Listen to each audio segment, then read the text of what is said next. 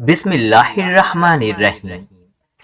چودھری صاحب معاف کر دو، میرے چھوٹے چھوٹے بچے ہیں، میری ماں بھی بیمار رہتی ہے، اس کا خیال کون رکھے گا؟ چودھری صاحب میں آپ کے سامنے ہاتھ جوڑتا ہوں، آپ کے پاؤں پڑتا ہوں، مجھے معاف کر دو، میری جان بخش دو۔ شیدے نے چودھری ظفر کے پاؤں کو ہاتھ لگاتے ہوئے کہا، اوئے پرے ہٹ، بڑا آیا معافی مانگنے والا، ایسا نہیں ہو سکتا، تجھے کس نے کہا تھا کہ ڈیوٹی کے وقت سو جانا؟ پتہ ہے میری کتنی گندم چوری ہوئی، اس کا حساب تیری آنے والی نسلیں بھی نہیں دے سکتی، تو جی کر کیا کرے گا؟ چودھری نے اپنے پاؤں سے شیدے کو دھکا دے کر زمین پر گراتے ہوئے کہا اور خود چارپائی پر بیٹھ کر اپنے نوکروں کو حکم دیا، جاؤ اسے کھیتوں میں جو عارضی کمرہ بنایا ہے گندم رکھنے کے لیے وہاں بند کر کے آگ لگا دو۔ میری گندم چوری ہوئی ہے، اسے بھی یہی سزا ملنی چاہیے، تاکہ سب لوگ عبرت پکڑیں کہ چودھری صاحب کی دی ہوئی نوکری میں خیانت کرنے کا انجام کیا ہوتا ہے۔ چودھری نے للکارتے ہوئے کہا، آس پاس کے گاؤں کے سارے لوگ کھڑے تماشا دیکھ رہے تھے، پر کوئی بھی شیدے کا ساتھ دینے کو تیار نہ تھا، کیونکہ چودھری ظفر نے گاؤں کے زیادہ تر لوگوں کو سود پر قرضہ دے کر نہ صرف ان کو بلکہ ان کی آنے والی نسلوں کو بھی اپنی غلامی میں لے لیا تھا۔ شیدہ بھی اسی غلامی کی زنجیر میں پھنس چکا تھا۔ شیدے کے 4 بیٹے اور بیوی تھی۔ چاروں کو ہوش سنبھالتے ہی چودھری ظفر کی زمینوں پر محنت مزدوری کے لیے جانا پڑا۔ گرمیاں زور و شور پر تھیں، ہر طرف گندم کی کٹائی ہو رہی تھی۔ رات کو گندم چوری ہونے کے ڈر سے لوگ جاگتے رہتے تھے۔ چودھری ظفر نے شیدے کو یہ ذمہ داری سونپی، جو دن بھر کٹائی کرواتا اور رات کو پہرا دیتا۔ آخر کو وہ بھی تو انسان تھا۔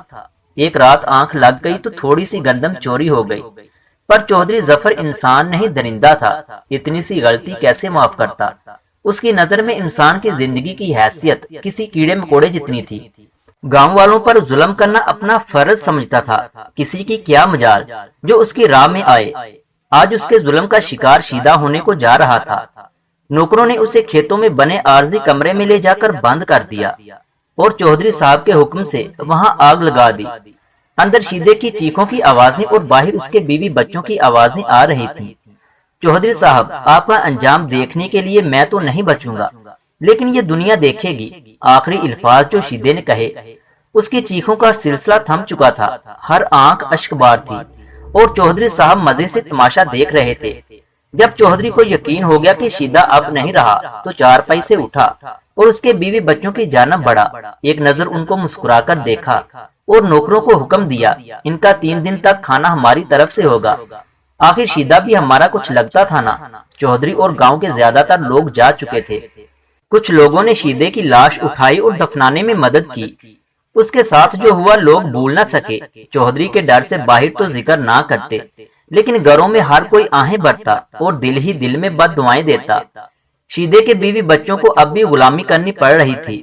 وہ بھی جاتے کہاں؟ سوائے اللہ کے ان کا اور کوئی نہ تھا۔ اللہ کی عدالت تو سب کے لیے برابر ہے، کون امیر، کون غریب، کون چودھری، کون نوکر، جو جیسا کرے گا ویسا پائے گا۔ ایسے ہی اب چودھری کی باری تھی، جس کے پاپوں کا گڑھا اب بھر چکا تھا اور اس کی عبرت ناک موت کا وقت آ چکا تھا۔ اس واقعے کو 2 سال بیت چکے تھے۔ وہی گرمیوں کے دن، ہر طرف گندم پک کر تیار تھی، اس کو کاٹنے کا وقت آن پہنچا تھا۔ چودھری ظفر اپنے کھیتوں کا جائزہ لینے گھر سے نکلا۔ ٹھیک اسی کمرے کے پاس آ کر اس کی گاڑی خراب ہو گئی۔ وہاں اب کمرہ تو نہ تھا، وہاں بھی اب کھیت ہی تھے جہاں گندم اگی ہوئی تھی۔ چودھری صاحب، لگتا ہے پٹرول ختم ہو گیا، ڈرائیور نے ڈرتے ہوئے بتایا۔ چودھری نے ڈرائیور سے کہا، لعنت ہو تجھ پر، اب اس گرمی میں کہاں جاؤں؟ چودھری ظفر نے بھڑکتے ہوئے کہا۔ ڈرائیور نے کہا، چودھری صاحب یہاں پاس ہی میں علی جو شیدے کا بڑا بیٹا ہے وہ کام کر رہا ہوگا، اس کے پاس سائیکل ہے، میں اس سائیکل پر جا کر پٹرول لے آتا ہوں، آپ یہیں بیٹھے رہیے، میں جلدی سے لے آؤں گا۔ گاڑی کے دونوں اطراف کھیت تھے اور گندم جو اب پک چکی تھی، ذرا سی آگ کی چنگاری سے پورے کھیت جل سکتے تھے۔ چودھری گاڑی کے شیشے کھول کر گندم کا جائزہ لینے لگا، جو اب پک کر خشک ہو چکی تھی۔ بے خیالی میں سگریٹ سلگائی اور جلدی سے تیلی گاڑی سے باہر پھینکی، لیکن وہ خشک گندم پر جا گری۔ اللہ کے حکم سے آگ اس قدر بڑھی کہ گاڑی کو بھی گھیرے میں لے لیا۔ آگ جنگل کی آگ کی طرح ہر طرف پھیل چکی تھی۔ لوگ دور کھڑے دیکھ رہے تھے، کوئی بھی پاس نہ آیا۔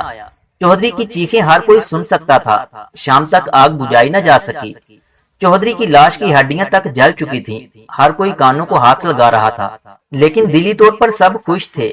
हर कोई कह रहा था शीदे के साथ जो किया इसका ये अंजाम था, बाकी हिसाब अल्लाह के आगे जाकर देगा। गंदम जल जाने के बाइस चौधरी के खानदान को भारी नुकसान से गुजरना पड़ा। शीदे के आखिरी अल्फाज भी यही थे, मैं नहीं देखूंगा पर दुनिया देखेगी। ऐसा ही हुआ। शीदे के बीवी बच्चे भी खड़े अल्लाह का इंसाफ देख रहे थे। वही जगह और वक्त इतना भी ना मिला कि भागकर खुद को बचा सकता।